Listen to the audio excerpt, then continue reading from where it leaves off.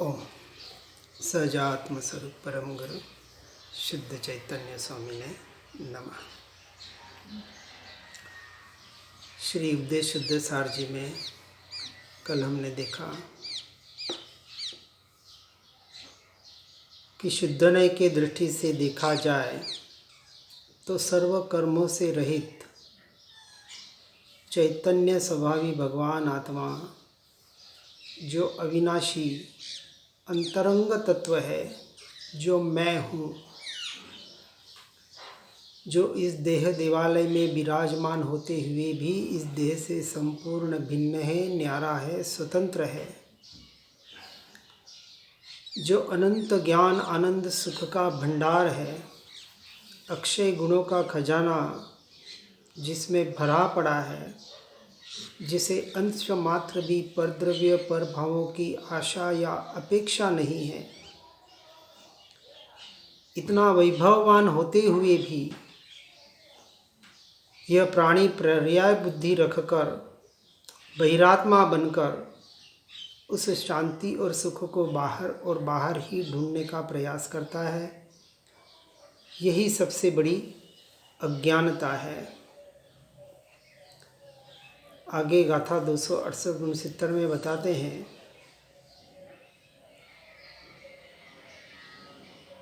कि जैसे वाद्य बजाने वाला कलाकार,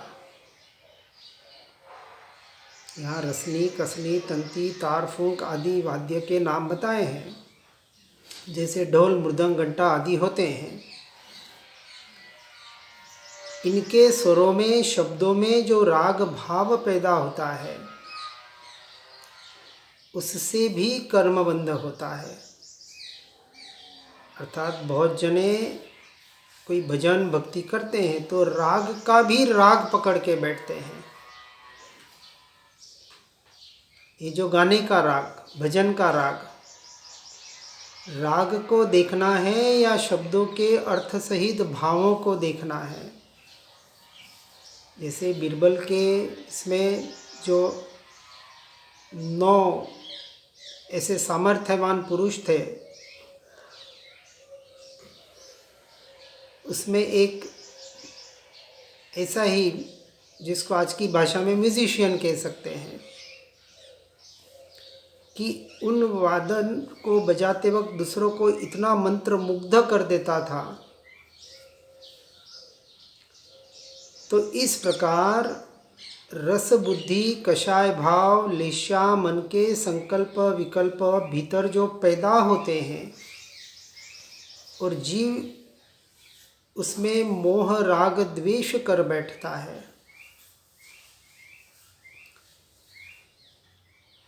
राग के अनंत भेद हैं। अपनी अपनी अपेक्षा से उसको समझने का प्रयास करना है।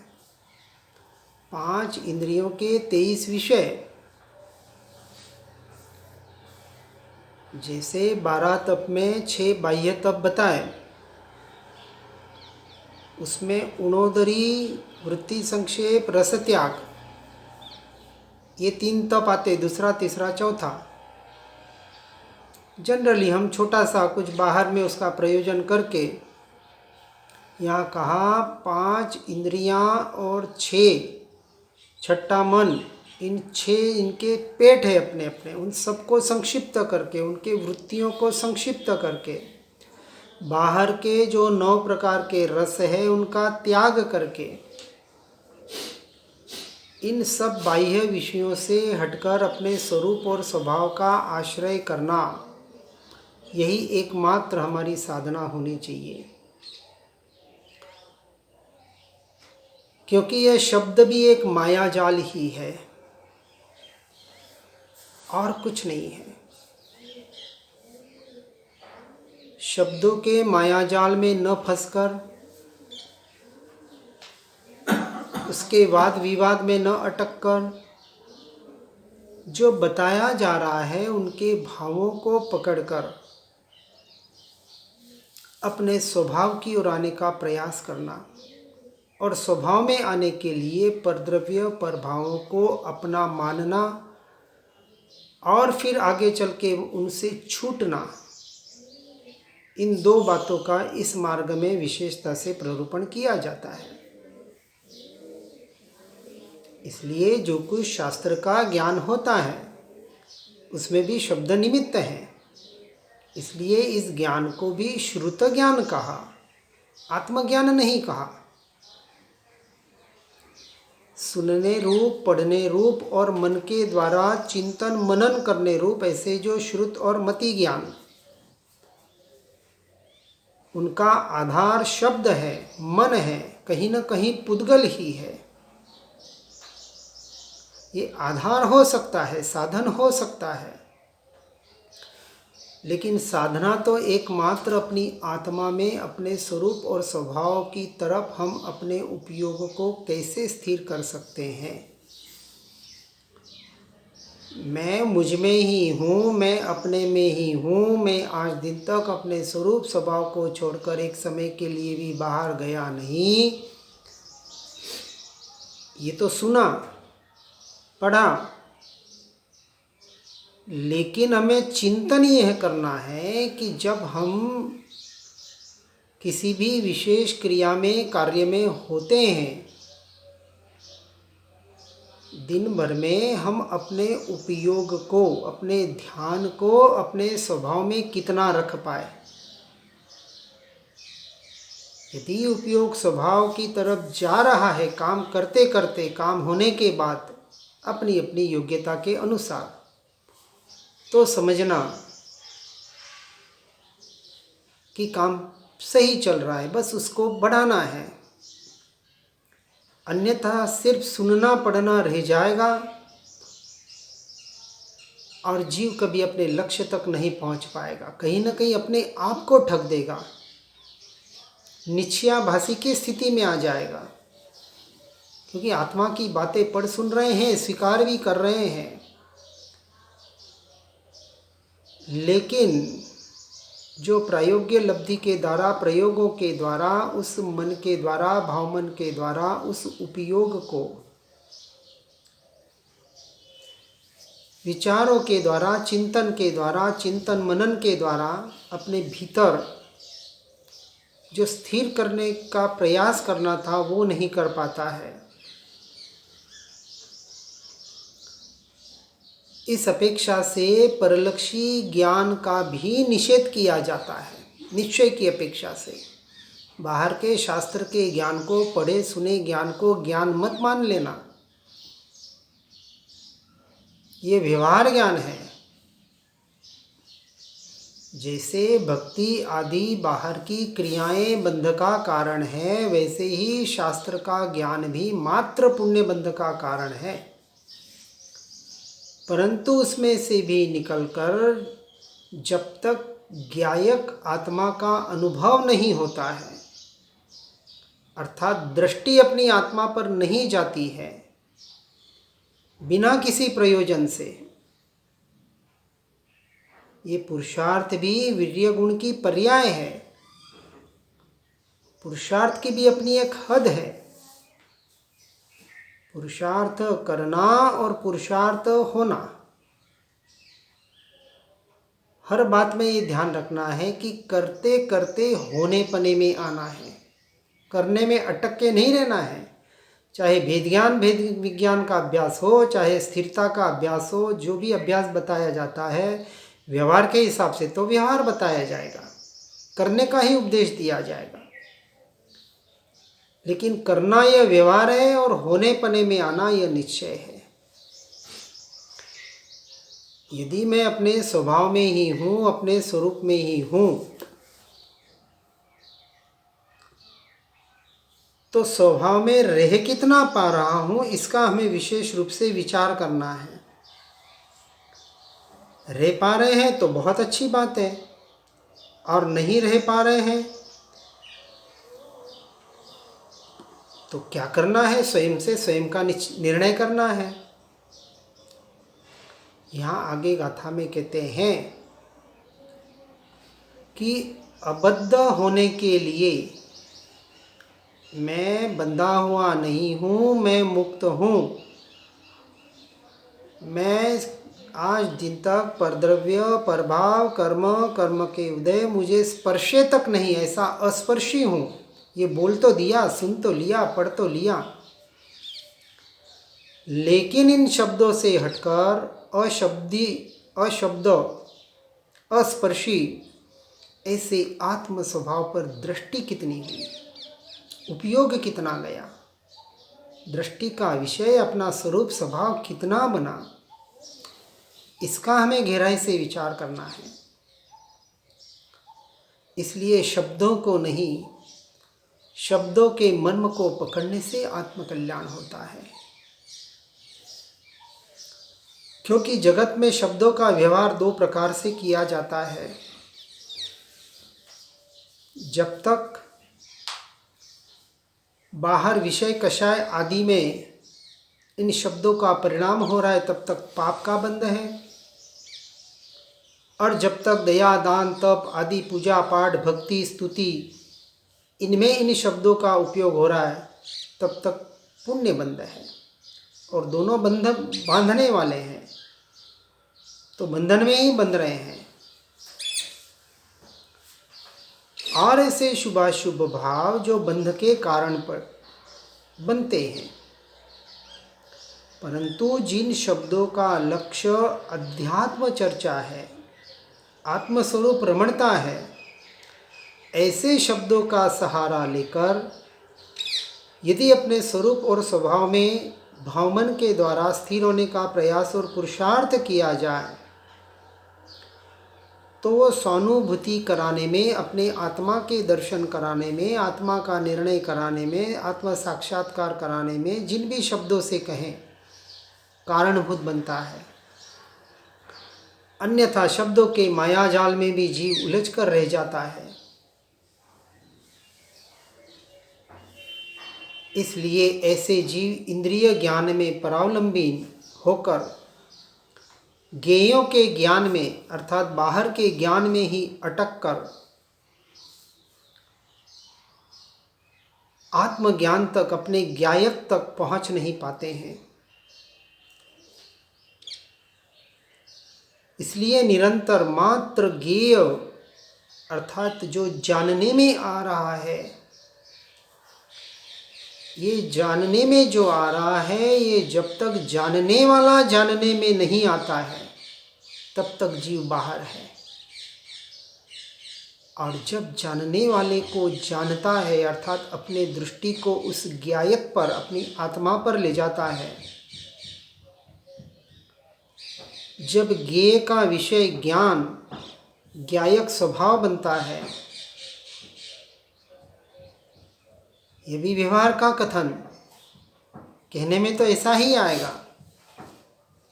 निश्चय से जहाँ कोई भाव नहीं है, जहाँ कोई भेद नहीं है, मात्र स्वभाव की स्थिरता है,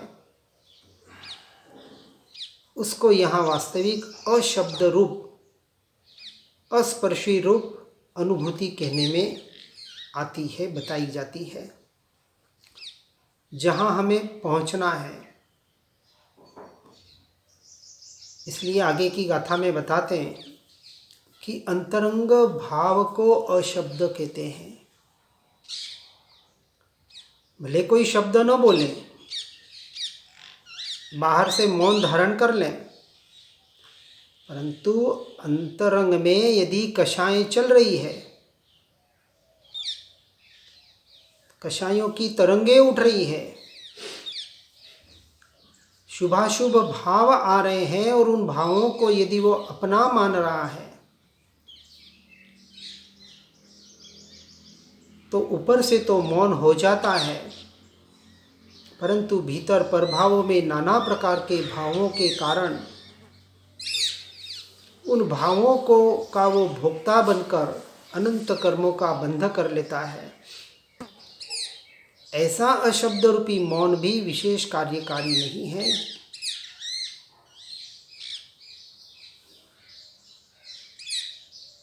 क्योंकि ये एक जीवान ऐसी चीज है 5 इंद्रियों में, जो है तो एक लेकिन काम करती है 2। दो काम करती है ना, बोलने का और चखने का।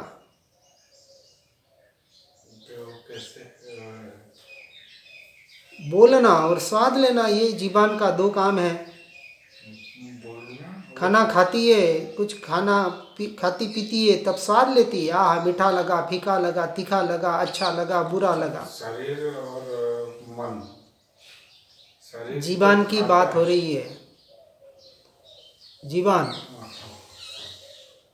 तो चखती है, दो काम करती है, चखने का और बोलने का। बोलना बंद करके अनंत भावों को चख लेता है और कर्म का बंद करता है। भावों की अपेक्षा से कर्मों का बंध है और भावों की अपेक्षा से कर्मों की संवर और निर्जरा है। आपके भाव कैसे हैं, आप कौन सी क्रिया कर रहे हैं, उसका विशेष महत्व नहीं है। अपेक्षा से साधनभूत होता है, सहायकारी होता है, नहीं ऐसा नहीं कहा, संपूर्ण निषेध नहीं है। इसलिए सबसे सावधान इससे रहने की बात बताई जाती है। इसलिए गाथा, आगे की गाथा में 275-76 में रसनेन्द्रिय विषय पर जोर देते हुए कहते हैं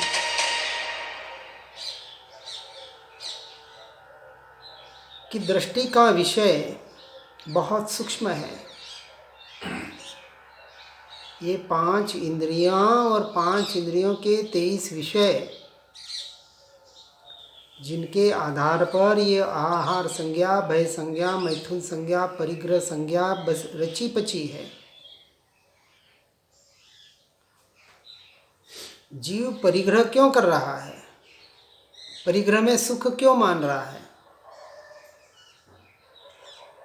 क्योंकि शरीर के सुख को अपना सुख माना, शरीर आदि बाहर के वैभव को अपना वैभव माना और निरंतर उसी के प्रयास में अपने पद प्रतिष्ठा को, मान सम्मान को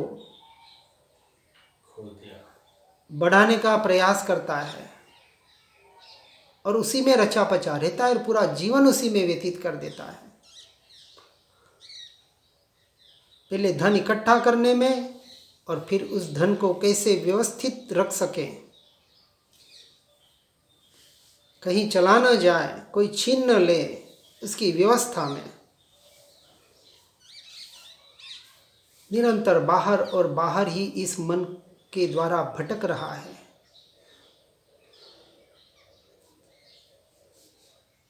इसलिए शरीर की 5 इंद्रियां, 5 इंद्रियों के विषय, इनके भोग,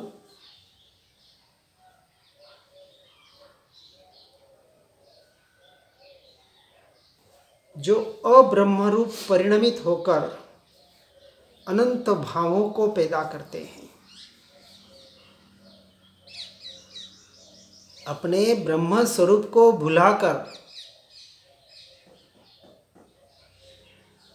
अपने ब्रह्म स्वरूप से भटक कर वह जीव बाहर के परिणामों में, बाहर के भावों में ऐसा अटक जाता है कि स्वयं को भूल जाता है। ये इंद्रियां इतनी बलवान हो चुकी है, वास्तविक है नहीं, लेकिन हमारे स्वयं की कमजोरी की वजह से,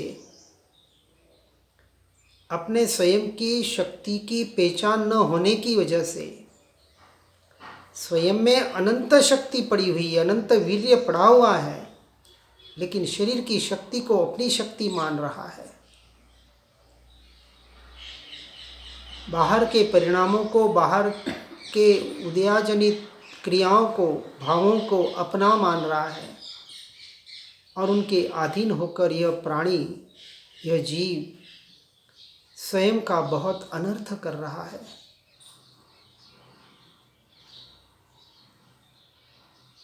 इसलिए इस प्रकार के अब्रह्म भाव होने की वजह से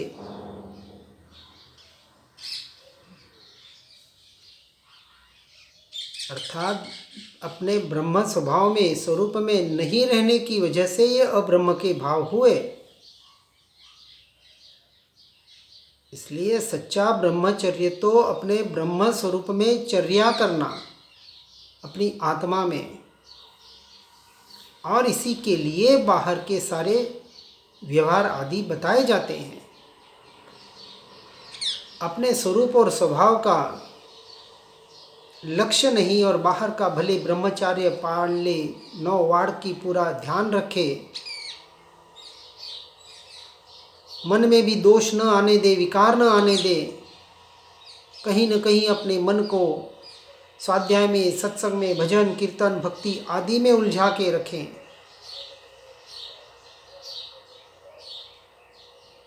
तो बाहर का ब्रह्मचर्य पुण्य बंध तो करा देगा, लेकिन मोक्ष मार्ग की ओर नहीं ले जा सकेगा। जब तक ब्रह्म स्वरूप आत्मा में चर्या करने का उसे मार्ग पता नहीं हो। दोनों हो तो सोने पे सुहागा, परंतु कदाचित बाहर का ब्रह्मचर्य न हो, क्योंकि 5वें गुणस्थानक की 7वीं प्रतिमा तक नहीं होता है।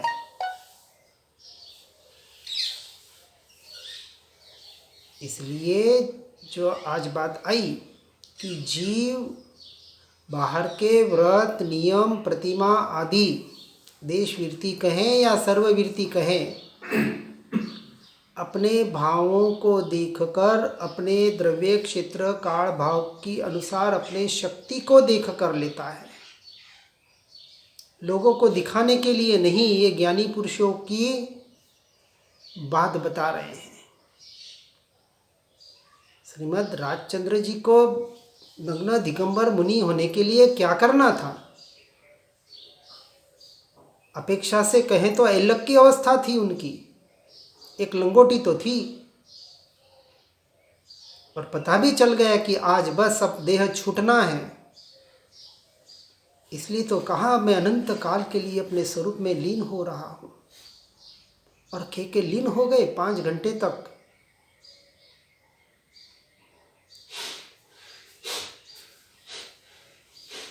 दीक्षा लेके लीन हो जाते, जो आज जनरली लोग संथारा के लिए करते हैं। लेकिन उन्हें पता था अंतर्मुरत शुद्धोपयोग में लीन होता है वही मुनि होता है, वही साधु है।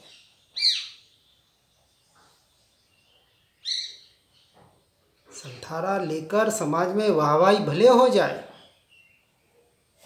इससे मोक्ष नहीं मिलने वाला। मोक्ष तो अपने यथार्थ स्वरूप को समझकर जिस स्थान पर मैं खड़ा हूं उसके अनुरूप